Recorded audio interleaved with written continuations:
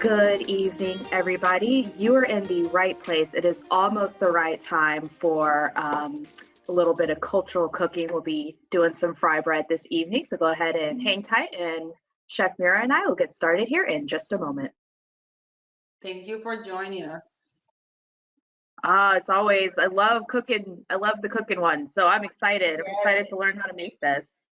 I get excited too, especially if it's a recipe that allows me to do some research and learn through it, and it's just great. And I also love when we do these shows, is getting people's feedback on what will they change if they have made it, how do they make it. So I personally I learn in these classes too. Yeah. All right, so it is 6:30, so I'm going to go ahead and get started. But before we dive into our cooking tutorial, I just have a few housekeeping items to cover with you. This is an interactive program, so Chef Mira definitely welcomes your questions. So if you would like to submit questions, you can do so in the questions section of the control panel if you're on a desktop or a laptop. If you're on a tablet, you're just going to tap on that little question icon and you can put that question there.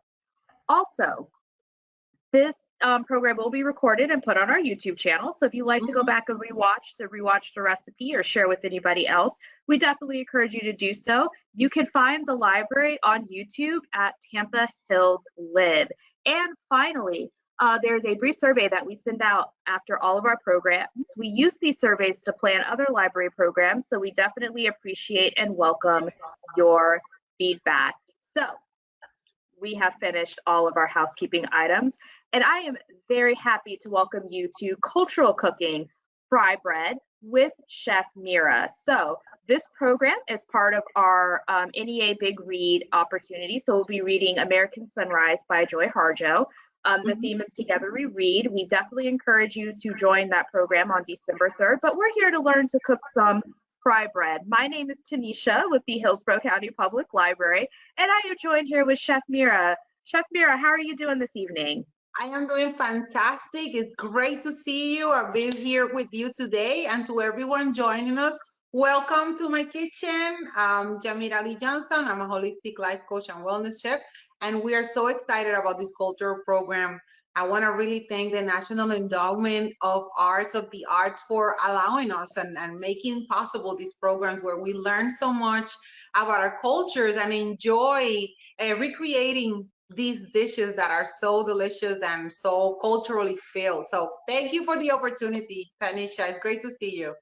It's always a joy to do a program with you, Chef Mira. So before I hand things over to you, as we like to do, we have a quick book shout out. So we found two titles for you. So one that's geared, one to expand on your Native American cooking. So we did find the Native American Cookbook. And for some of our younger people out there, we also have a picture book called Fry Bread. It's a really cute story about the journey of making fry bread. Both of these are really good books. You can check them out. They're physical books, so you can request them online and have them sent to your local library. You can stop in your local library and see if it's there. So we definitely encourage you to check that out. All right, Chef Mira, we are going to hand things over to you. I will be in the background if you need me. Go ahead and take it away. Thank you so much, Tanisha. And again, welcome everyone that is joining us. Today we're making a cultural filled recipe called fry bread. It's F-R-Y. Fry bread is a simple dough that is fried. And this is from the Navajo culture. And as we were doing the research and on how to make it, I found that just like we were speaking earlier in the Caribbean, if you take Puerto Rico and Cuba, Dominican Republic, we might have the same recipe, but depending on the region, there might be additional ingredients or less ingredients or made differently. And that's what I found. The Navajo culture region is huge. So there's different ways to make it. I'm trying today a recipe that is the simplest that I found, because we want to encourage you to make it, especially if you're making this dish with kids, with children. You could get them involved in the mixing, in the measuring of the ingredients. Obviously, when we get to the frying, we want to have an adult doing that part and teaching them how to do it safely, of course. So the ingredients that we want to go work with today, we have flour. I have aluminum-free baking powder. I have some sea salt, and I'm using a blend to fry of canola and olive oil. Olive oil is not a high heat oil, but when you mix it with another high heat oil, it does become, it holds the temperature very well. And then I also found, and we'll talk about this with the questions, that everyone, even the more traditional recipes, vary in how you serve the bread, where it could be either sweet or savory. So we'll go over those options. So please, if you have any questions, if you have made this and have a little trick or tip that you want to share with us, please also do so. And Tanisha is going to be looking at your questions and comments, and then we'll have a chance to discuss them. Okay, so we also need water, and I have my thermometer here. You want your water to be warm to at least 110. This one is 116, which is great. It's still good.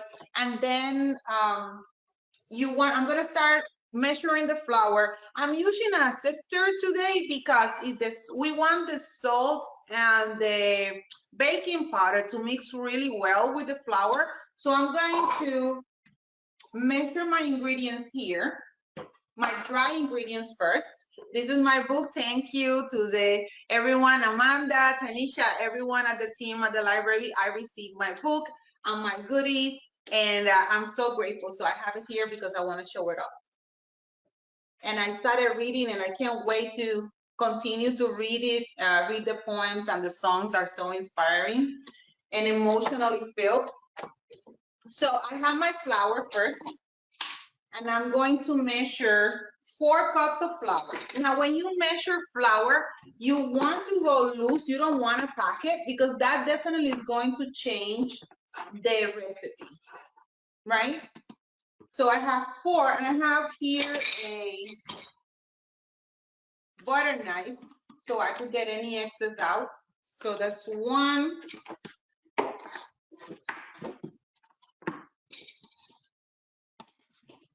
That's 2. It's gonna be probably the exact 4 here. That's 3.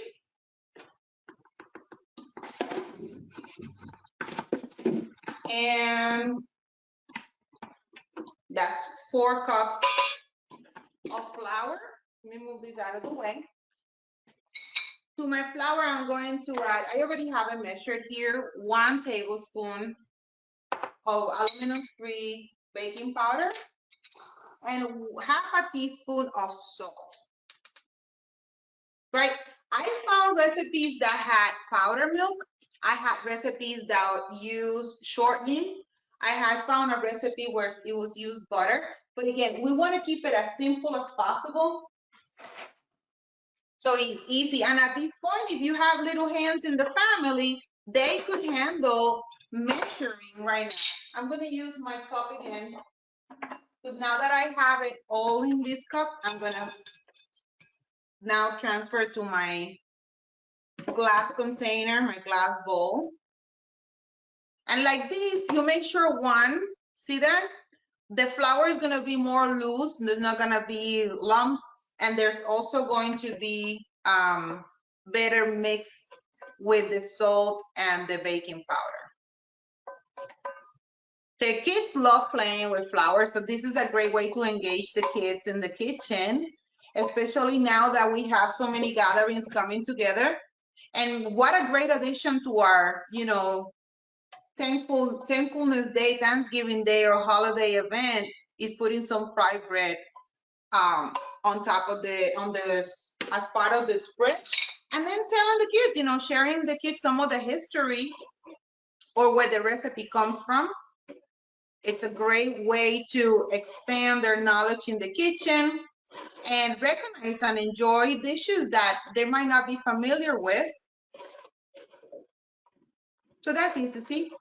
See how loose it starts becoming, rather than, if you could see, maybe the reflection doesn't let you see, but the one on the sifter is still it's got lumps, but as soon as it goes, it's just like powdered sugar. Look at that. Get a little bit more. The kids will love doing this. The other benefit of including the kids in the prep process is that you are also showing them how one ingredient can transform in the food that they eat. And it gives them a little bit more of consciousness about what they're eating and what they're consuming. And I think it's just fascinating when children get to see food being cooked and transported, they get a better understanding of what they have. Now, I want to get closer to show you. Now it's just fluffy and airy, and that's what we want. Now we're going to add our water, at least 110 degrees Fahrenheit. And I have here a fork as I'm mixing the water.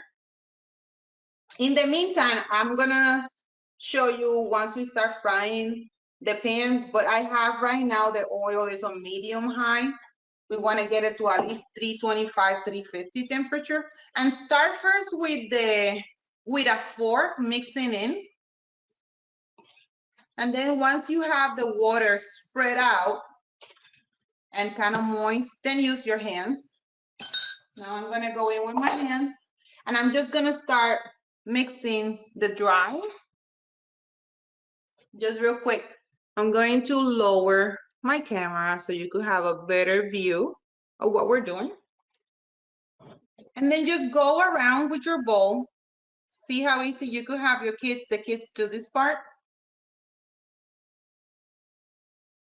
And once the water continues to integrate with the flour and get sticky, then you could go in with both hands and just start pressing it. It's a little bit wet, so I'm gonna use just a dust of more flour.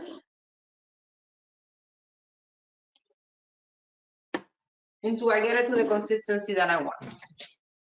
Now, the key here, and I'm gonna share a couple of tips here. So while you're mixing, you wanna mix your flour once when you get every dry flour that's around the bowl.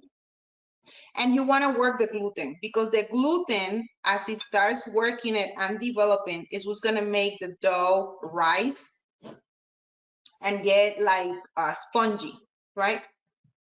The first batch that I made, the dough was a little bit drier, but it doesn't matter, it's still gonna work. So I should have put some flour on my hands, or even oil, so it doesn't get sticky, but it's okay. And see how kids will love doing this? What kid doesn't like to get messy in the kitchen? This also helps children develop their motor skills. So it's a good practice. Very nice. So what I've noticed is when you sift the flour, the gluten rises, starts developing faster. At least that's my experience. If we have a baker here, please chime in and let me know if that's correct, but at least that's the experience I'm seeing. But when I didn't sift it before, it took me a little bit longer to get it to this texture. So we're just gonna work it. I like to squeeze it. Oh yeah, that gluten is working right there. And then once you get it to this, now we're gonna pat it. Needs a little bit more flour. I use the same amount, and the difference is sifting it. Okay, now that's better. There you go. Now it's drier. Can you see the difference now? Right there. Gonna just work it a little bit more. In the meantime, like I said, I have the oil in medium high. And we'll test it with the temperature with the thermometer. Oh, that's so nice. Yep. So it's a mix of a little bit of flour at the end, but sifting it definitely makes the gluten activate a little bit faster. Now, once you get it to this level where it's kind of like springing back, then just pull it make it a little ball, pat it, and then you want to leave it in the bowl and cover it. And this is gonna rest for 15 to 20 minutes, okay? In the meantime, I'm gonna go wash my hands.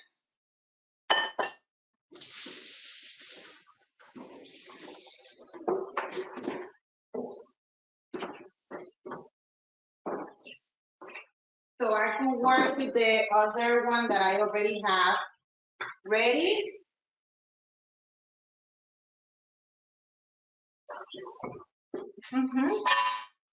Now earlier I started a batch right here.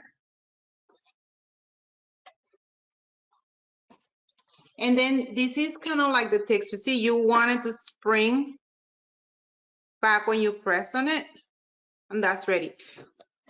Let's imagine that I have not cut it. Once you bring it to the elasticity that we want, then you're gonna take a piece and roll it with both of your palms. Make it a nice ball right there. Take your rolling pin and flatten it.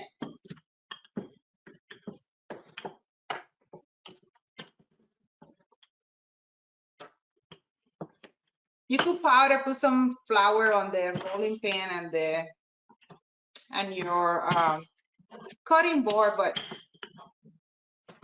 then once you get it like this, it's nice and flat and shiny. You're gonna, with your hands, you're gonna start pulling it. Now you know that's ready when you pull it and it starts stretching and it doesn't pull back. That's when you know your flour, your dough is ready. See, it's not pulling back, it's stretching as I stretch it. It's like a little pizza dough. Go hand to hand and it will grow. The more you let it rest, the better the gluten is going to be stretchy. Now, don't worry about breaking. You actually want to make a little hole before we fry them, because that's going to prevent it from bubbling too much, okay? I'm gonna have one. I'm gonna check on the oil before I do that one. Let's see how the oil is now.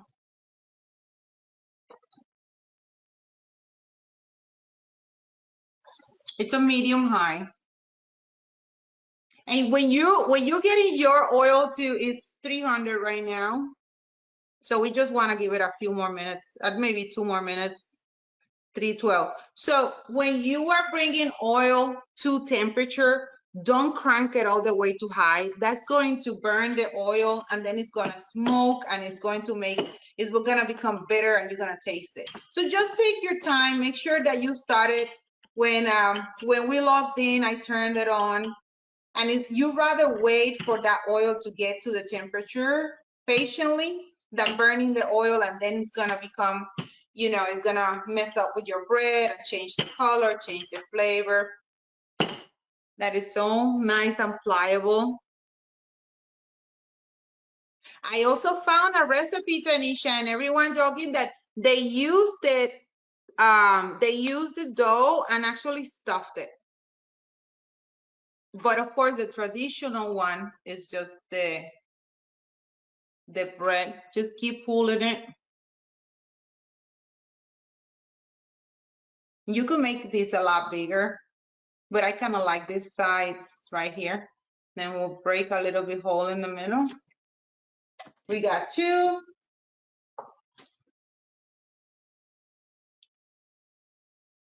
Oh, I could definitely see this as an addition to our Thanksgiving dinner.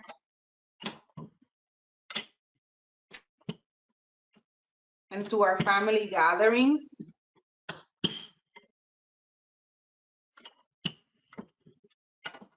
See, the more the longer the dough sits, the easier it is to flatten it and mold it to how we want it. Some people do it like this. That don't seem to work for me a lot. So I'm just gonna go the way it works for me. And remember, these recipes are meant to inspire you So if you have another way that you can do this, please share it with us too. But just pulling it and then letting the weight of it go around, and the weight is going to just spread it. We got 3, got a little hole. I'm gonna just check the oil again. We want 325 to 350. That way, we're giving it a chance to cook nicely and brown. But again, we're not forcing the process and it's not getting burned ahead of time, because you want that dough to be cooked thoroughly. 334. I'll keep making while the oil gets to the right temperature. This is a crunchy fried bread, so the texture of it allows it to hold ingredients on top of it.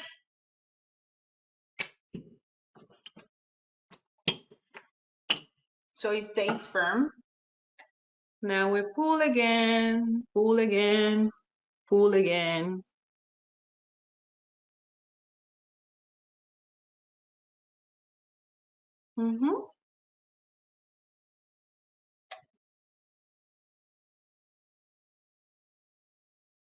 See, go with the thumbs and then pull through the corners, and the weight of it is just going to pull it. Little hole right there. Let's check the oil one more time.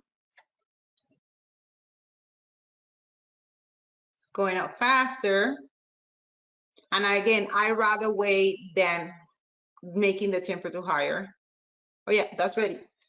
So when you're going to fry things, I don't fry a lot of things anymore, but when I do, I want to use high quality oils first of all, and then you always want to put your ingredient from your way out. You don't want to do it like this. You don't want to throw them in there because the oil is going to splatter, but always put it in and then lay it. Go a little lower and closer so you could see it. And it's bubbling and immediately came up, right? And that's what you want. If it sits on the bottom of your pan with oil, then that means that the oil is not hot enough. But see the little bubbles that I start forming when I'm frying it? That's what you want to see. So it's the right temperature right now. And I would say probably about 60 seconds, but we could pull it so you could see. If it's too bubbly, just burst the bubbles right there. But I think they actually look good. I like the bubbles. And their little hole in the center allows the oil to come through and do a more, I want to say, even cook on the dough.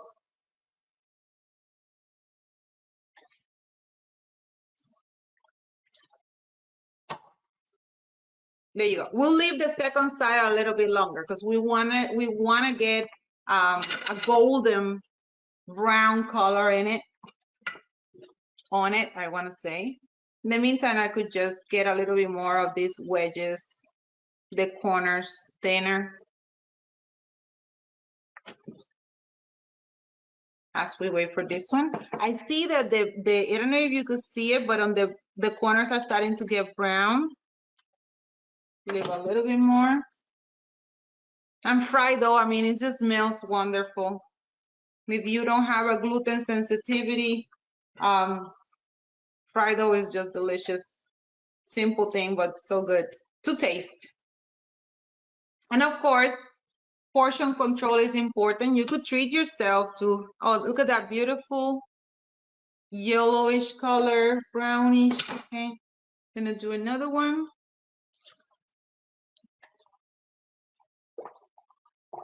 And it's Hey, gonna Chef come. Mira, while you're frying some of the pieces, we got a couple of questions come in.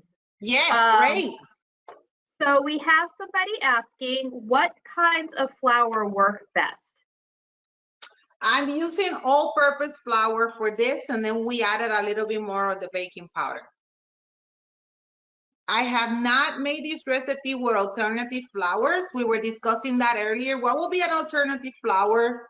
I would say if I was trying to make this gluten-free, I would try to mix a little bit of tapioca and rice flour. That works pretty well as a substitute for other recipes that I make gluten-free. But for this recipe, I'm using all-purpose flour. All right, Bread thank you. flour would be another option too, but I have not tried the recipe with bread flour, but if you have, please let us know. Okay, thank you. And we also had somebody wanting to just double check on how much flour you use to mix the dough. So that was 4 cups of flour, 1 tablespoon of baking powder, aluminum-free baking powder, and half a teaspoon of salt. And then we use 1.5 cups of warm water, at least to 110 degrees Fahrenheit. Okay, so that was 1.5 cups of warm water. Thank you so much. Yes. And it looks good through the screen. Oh my God, it looks really good. Right now here. I was able to put 2 at a time here. The oil is hot enough where they're not gonna stick together, and they're the size where they both fit here. That's why I wanted to keep them a little smaller. But you could make this as, you know, you could make them a lot bigger, especially if you're going to use this recipe as this fry bread as a vessel to put ingredients on top. Well, then you might want to make it bigger. But this size is kind of like right for me. I have made one earlier, but as you can see, didn't make it. I started eating through it. But this is what you want them to look like. Looks like a bacalaíto boricua. So traditionally, shortening is definitely the fat to go, but we're trying to keep, you know, keep it a little bit healthier, I want to say. So that's why I'm using a blend of the oils. But if you want to make it with shortening and that's what you pleases you, then go ahead and do that. I've been using a lot more avocado oil to fry, like when I make tostones or fries and all of that. Although I use more the air fryer now for that stuff. But if I have to fry things at home, I use avocado oil because avocado oil is packed with antioxidants, oleic acid, and it also is a high temperature, heat resistant, high heat oil, I want to say. All right, and we had another question come on in. Yes. We have somebody asking, what do you add to make them sweet or savory? All right, so what I have found, now I have here 2 options to make it kind of sweet. I don't have toppings for to make it savory, but I could tell you anything you could put on a taco, whether it's a vegan taco, a shrimp taco, beef, chicken, turkey taco, you could add it to this and make it savory. If you want to add, and this is just me because it's not part of the traditional recipe, but you could add some turmeric and powdered garlic to the flour, and that's going to give it flavor, but that's going to change the recipe. That's not the original. Now, I do have here some fresh Winter Springs local honey, raw honey, that is divine. And I have found, when I tasted them earlier, oh my goodness, the honey on this fried bread is just succulent, is I want to say, the flavor. Something so simple. Oh my God, my mouth just watered as I said that. I'm so sorry. I also, sorry, I took a bite. Delicious. I haven't tried it with anything else sweet, but so far honey to me is more than enough. Now, if you're plating them at the table, I will put them in a bowl and cover them with a rag so they stay warm, and then have a bowl of honey next to it. Now, I also have here some fresh cranberry sauce that I made for another class, actually. Let me take this one out before we do that. No, it needs a little longer. So we have, let me plate this one. So I have here some fresh cranberry sauce, and I made this. This has pumpkin spice, cinnamon, honey. It has orange, and then it's cooked down. And what a great right there. You could use with jams, whatever jams you have at home, especially if they're homemade. And it's crunchy. You hear that? It's a crunchy bread. I want you to see that I'm tasting it. That looks delicious. I have some fresh blueberry jam, and wow, yeah, I'm gonna make some of that and slap some of it that together.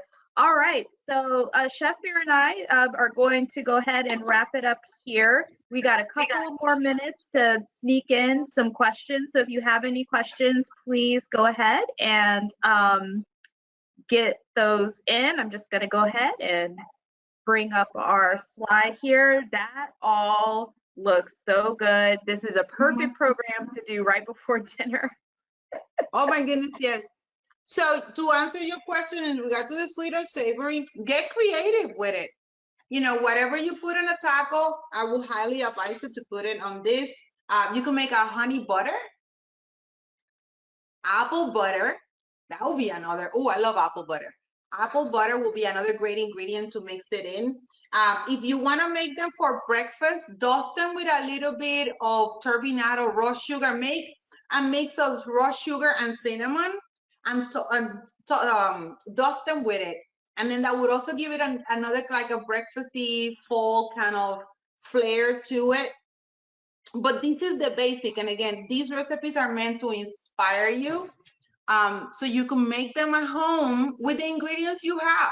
Don't deny yourself on making this recipe if you don't have honey or if you don't have jams. Find something that you like in your cooler and your refrigerator and your walk-in in your pantry, and use it, because it's truly a great recipe. I think it's fantastic that the library picked this recipe because it's so culturally rich, and it's teaching us so much about how, you know, how we eat in different cultures and how we could recreate these dishes at home simply. How long did that take me, Tanisha? Not very long at all. It took you probably from start to finish about 20 minutes, and it's a very easy recipe. I am definitely going to be making some fry bread this weekend, so thank you for that. And it's simple, it's good, it has some cultural relevance. It's a great thing. So it looks like we're good on questions. Chef Mira, I'm going to go ahead and close us out here. We got our contact information on the screen. So if you need to contact us by phone, email, text, chat, we got the link there. We definitely encourage you to check out our website and check out the other Big Read events that we have. Of course, our main event where we'll be interviewing Ms. Joy Harjo will be on December 3rd. So definitely check that out and register to attend that. Chef Mira, as always, I love doing programs with you. Thank you so much for teaching us this evening how to do fry bread. Thank you for that plug for American Sunrise. Definitely pick up that book at your local library, or you could check it out online any way that you want to. Chef Mira, thank you so much for joining us this evening. Thank you for having me. Just another thing, you can make a garlic sauce. Ooh, you keep on coming with the ideas. That sounds delicious. Ideas are flowing. So thank you again, everyone, for joining us, and I hope that you continue to join us and enjoy this wonderful big read that we're having for this season. All right, thank you so much, Chef Mira. We'll all see you next time. Bye now. Bye. Thank you.